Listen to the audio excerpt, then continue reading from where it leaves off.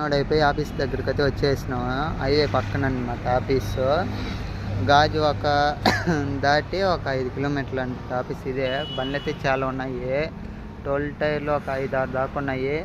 14 టైర్లు 3 ఉంటే 2 ఒకటి వెళ్ళిపోయింది, ఇంక 2 ఉన్నాయి మా ముందు. ఆఫీస్ అయితే ఆడున్నది పార్కింగ్ అనమాట. అక్కడ ఉన్నది ఆఫీసు. ఏడే టీ అంగడి ఆడ ఉంటుంది, టీ అంగడి అనమాట. టీ కూరగాయలు అన్నీ దొరుకుతాయి. రైస్ అవి చూపిస్తాయి కదండి, అదేనమాట టీ అంగడి. అన్నీ ఉంటాయి ఇక్కడ.